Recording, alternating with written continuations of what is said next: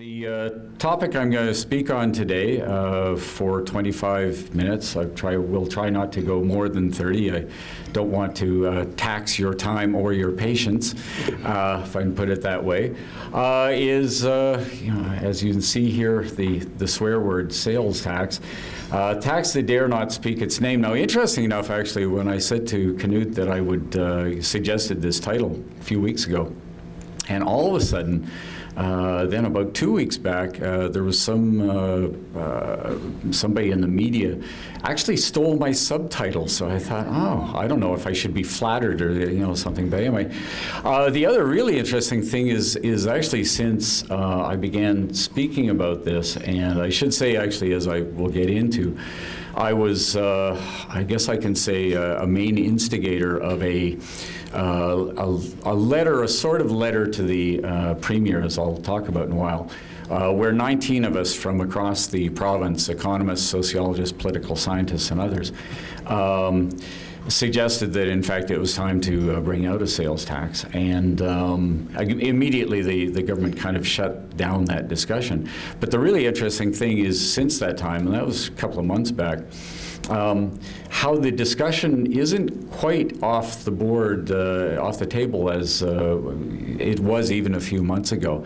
And in fact, and to some extent, it actually references the letter that 19 of us sent out. But there was a little story here yesterday in the Globe and Mail.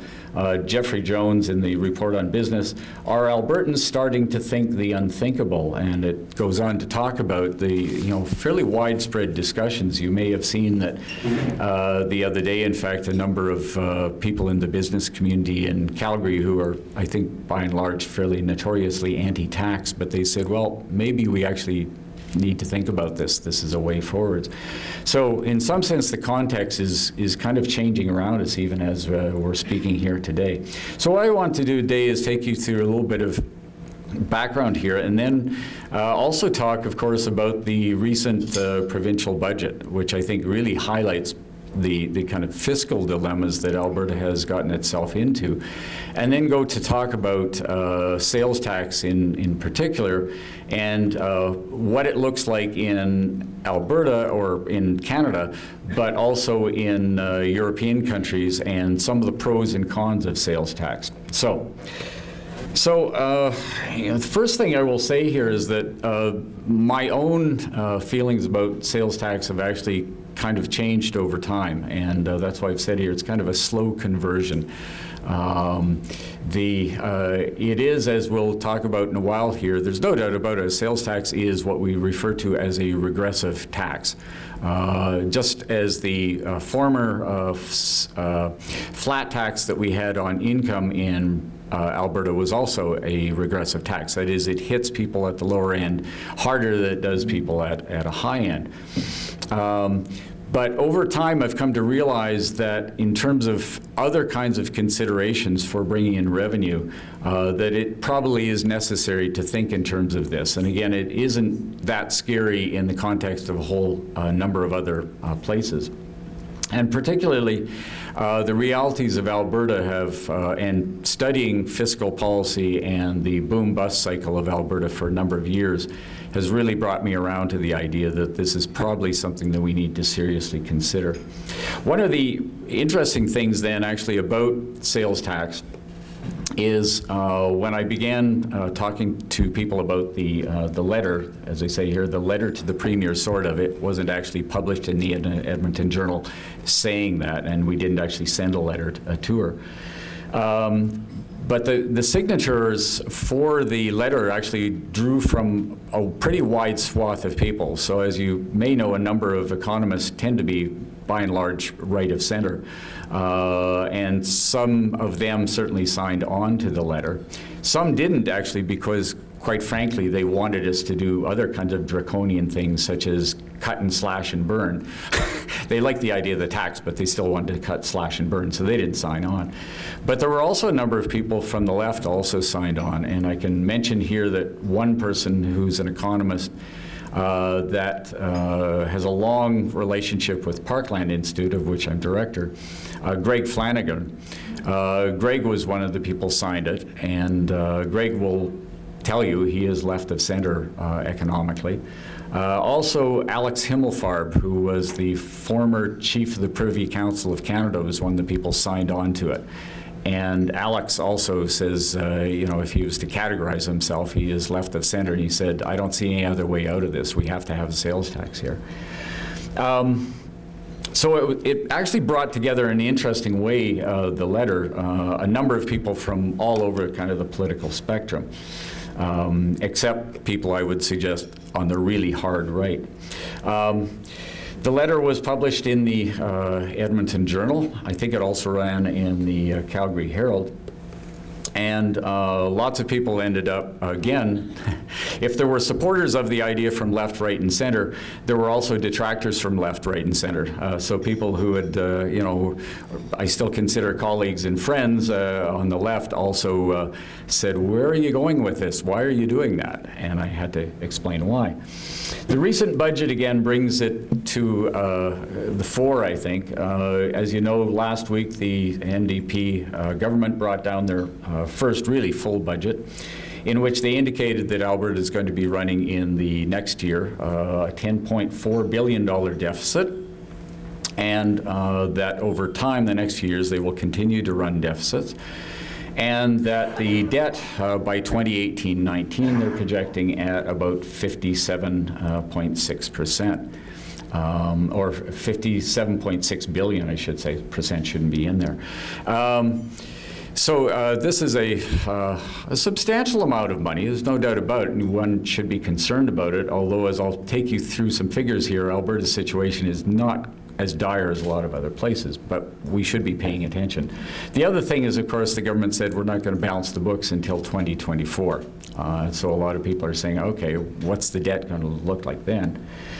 And finally, just as I've noted here, increasingly, however, there's been a lot of news stories about the topic, and a lot of people actually beginning to talk about it openly. It used to be something that only people kind of in the shadows and alleyways or something would talk about a sales tax, but they seem to have actually come out into the light and are actually discussing it. So that's what we're going to do here today. So here's my brief overview of Alberta's finances, and then I'll go on to give you some tables here. As I said, the recent budget is worrisome, but when you look at the bigger picture, there's other wider ways to think about it. First of all, Alberta is not a particularly high-spending province. It was fourth per capita in Canada over 2 decades, and so we're kind of middle of the road there. So you will quite often hear from various groups like the Canadian Taxpayers Federation, who I had the joy of actually debating with one of their people last Friday up in Edmonton on primetime. I said at that time, actually, it was interesting, it was the fourth person with Canadian Taxpayers Federation that I've debated with over the years. I don't know if I'm chasing them away or it just means I'm getting really old. But in any case, we're really not a vastly high-spending province. But Alberta's revenues over time to pay for those things have been highly dependent on petrodollars. And our revenues, as a result, are actually considerably below that of any other province. And that's where really the problem enters into here. I would say that actually, and this is where the Alberta public actually has a role to play. I think the Alberta public has gotten way too used to having things, as I would say, a free lunch. And there is no free lunch. Somebody has to pay for it. And politicians for years used royalty revenues to buy people's votes and to pay for things and to create the illusion that it could go on forever. And it couldn't. And that's the reality that now faces Alberta.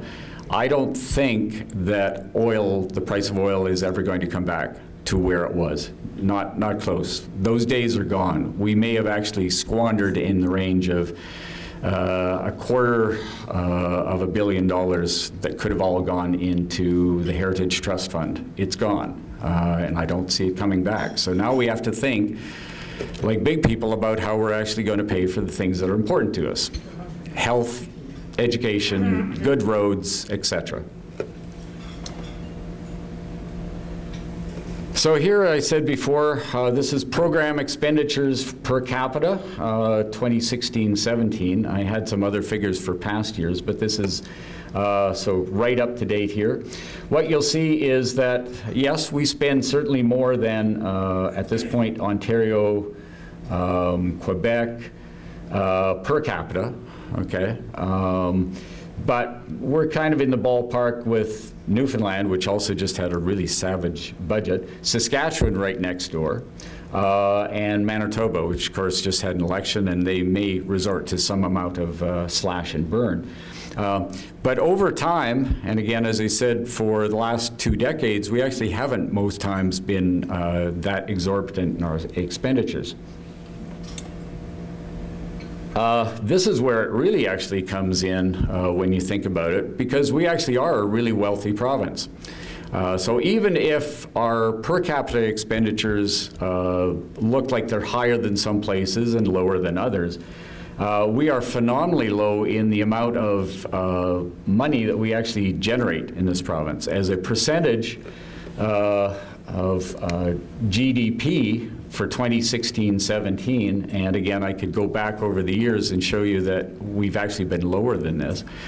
We've been generating an enormous amount of wealth in this province, and actually really haven't been spending all that much as a percentage of that. So a lot of the money is, in fact, leaked out of the province over that time, money that could have gone into the Heritage Trust Fund.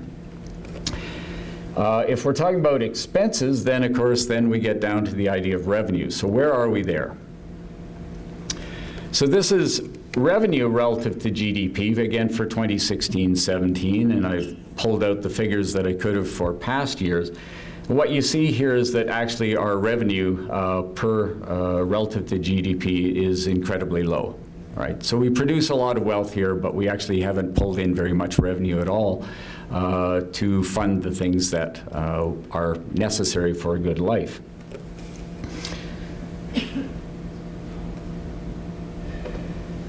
Here's actually the thing that is, in some sense, the albatross around our neck. And it's a mythology that we have to get over if we're actually going to solve the problem.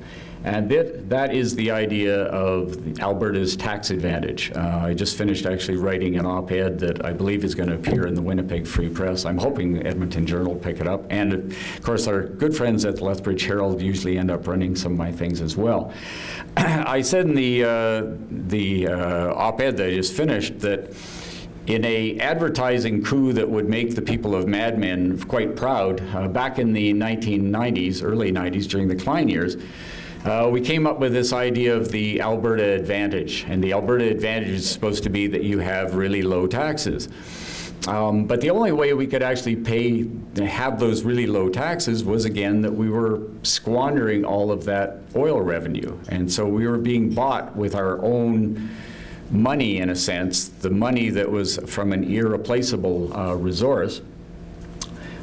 Each of these figures here, so you'll see that with various other taxes and carbon charges as well, you'll notice that currently, even BC being the next highest taxing place in Canada, the difference is $8.9 billion, right? So even with you factor in the carbon tax that the government has brought in, but is going to, of course, rebate a lot of the money to people at lower ends of the income scale, we have this gap of, with BC, $8.9 billion, right? Now we're running, according to what the government says, a deficit of $10.4 billion.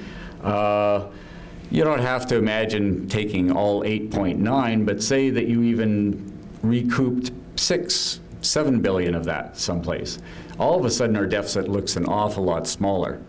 And then you go to some of the other provinces here where let's see, where else do we have on here that's kind of interesting? Don't want to talk about Newfoundland, terrible situation there.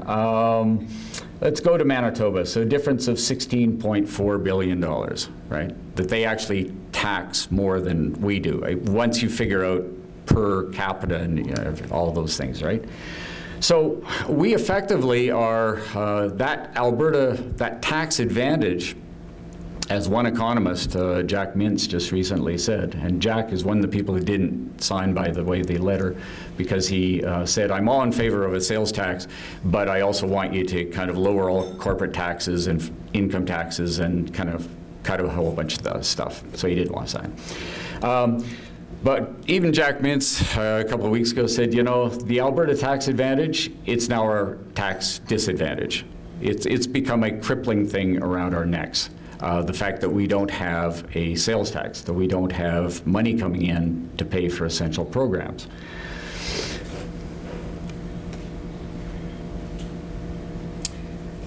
What I've put up here is a chart that shows the tax rates for the GST, PSTs, separated from it, and a harmonized sales tax. And of course, this was debated in BC some years ago, and it was actually voted down. The idea here of a harmonized sales tax is that you actually have administrative savings here, because you don't have two bodies of administrators operating the different taxes. You just put it together and there's one administration. It would be done federally. So you have a certain amount of savings there. And what you can see is, of course, through the previous federal government, they had lowered the GST from 7 to 6 and then 5%. But a number of other provinces have brought in their own sales taxes, or they've harmonized their rates. So particularly out in the maritime provinces, you see most of them have harmonized at about 15%. And I think Newfoundland kept it at that rate in the current budget. So if you look right across the country, no surprise here, there are sales taxes of some form, and they bring in a substantial amount of money to those government coffers. This is a comparison. There's a website I could direct you to. I looked up recent figures for sales taxes. They're called value-added taxes in Europe. And this is only kind of a select number of countries, but every country in Europe, including the East and some of the southern ones, was on there. I put on here the standard rate, and you'll see the standard rate actually runs between 19 and 27%. Seems to probably average out at about 22, 23% perhaps. You'll notice there's a couple of other ones there, a reduced rate 1 and then a reduced rate 2. These reduced rates are, for example, on certain kinds of things. So foodstuffs, a lot of countries have actually built in a lower rate on foodstuffs. Some of them have lower rates on pharmaceuticals. In the case of the United Kingdom there, you'll see that it actually lists as a 0%. I think that was actually on pharmaceuticals. So they just simply took that out altogether. So once again, you'll see that within the fiscal framework of European countries, the idea of a value-added tax is not an unusual thing at all. In fact, over time, Europeans have gotten quite used to it. One country that I'll point out here, of course, is you look at Sweden, which some people look to as becoming or as a place of quite reasonable living and paying for an awful lot of social programs, health, education, all kinds of security things, etc. Sweden has a standard rate of 25% with, again, some reduced rates on certain things that are viewed to be kind of socially important to all groups, and therefore you lower it for lower income people in particular. The Denmark, again, you can see at 25%. One of the really interesting things I've said to people over the years in talking about the politics of taxation is that you actually find tax revolts, this is kind of an aside here from my talk, but where you actually find tax revolts are almost inevitably in places where they pay really low taxes. So for example, the anti-tax movement in the United States started up in California, which fiscally is kind of a basket case because they can't pull in enough money. You don't have tax revolts by and large in many of these European countries, and especially in the Scandinavian countries. And the reason for that is that people actually recognize that, again, there is no free lunch. And when they pay their taxes, they realize they're actually getting something for it. right?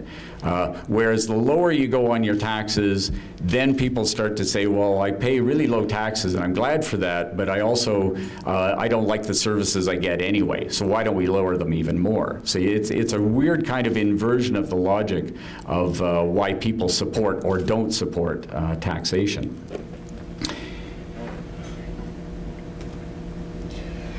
So what are some of the objections to a PST or a harmonized sales tax? One of them is we've just simply never had one, and somehow it's a matter of Alberta's identity and pride that we shouldn't have one. In fact, we actually did have one back in the 1930s under social credit, and being a populist party that was constantly concerned about not so much governing, but about appealing to the masses, they kind of pulled it out really quickly when people started to complain. Second one is sales taxes drive away business investment. This actually is really quite a misnomer. For one thing, Alberta's taxes are, on almost every other kind of taxes, are pretty much in line with the other provinces. So there's that's not really an issue. But the reason that most companies actually want to settle in places has less to do about taxes. I mean, at some point, if you raised it to 50%, obviously people would complain. But the reason companies quite often will be attracted to places is it secure? Are the streets safe? Do you have an educated workforce? Do you have really well-trained people? Are there good social programs? Is healthcare really good? And for a lot of CEOs, somebody years ago studied this, they said a lot of CEOs move to places, frankly, because they like places that cities and provinces where there's good cultural stuff. Right? So if you have kind of a good art scene, if you have really vibrant sports teams, this kind of thing will attract people to move there. And I'm not going to say anything about Canada not having any NHL teams in the playoffs this year, which may lose some investment, I don't know. The last thing is sales taxes are regressive, and as I said before, yes, they are regressive, no doubt about that. But there are ways of actually cushioning people who are low income, as we've seen in some of the European countries, from the effects of sales tax or a VAT on certain kinds of products.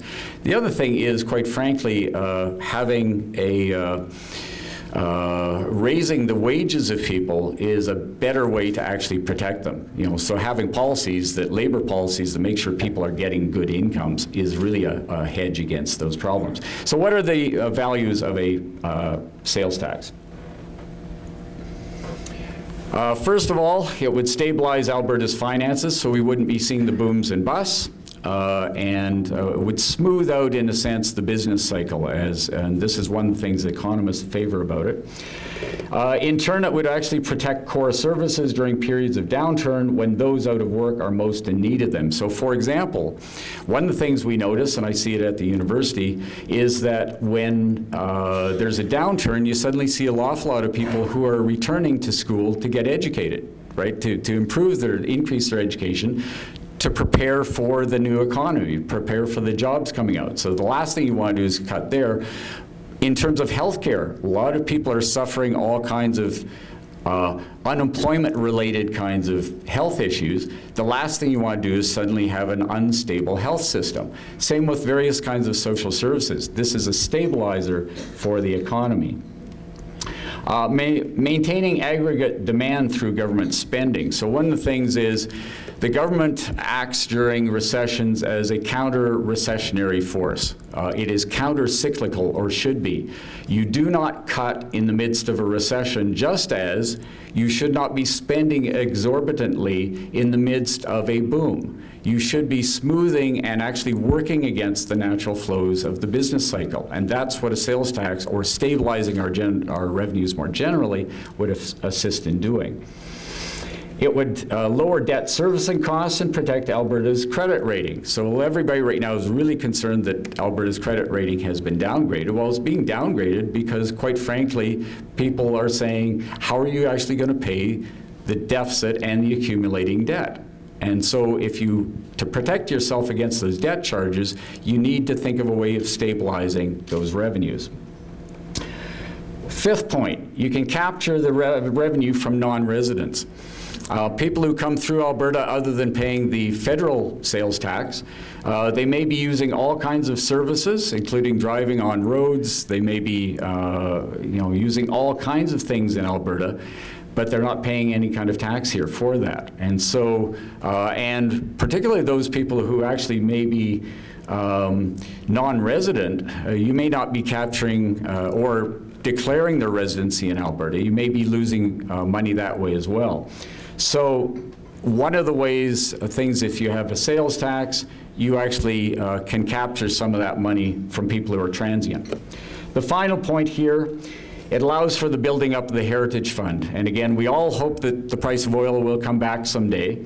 But if we were putting that money into the Heritage Fund and paying for our services the way we should through our tax system, we would be building up that fund as an investment fund, much like Norway has done, which also could act as a stabilizer in times of serious need in this province. So those are 6 reasons that I think are good reasons for why we should have a sales tax. Thank you very much, and I'll look forward to your questions after our fabulous lunch. Thank you.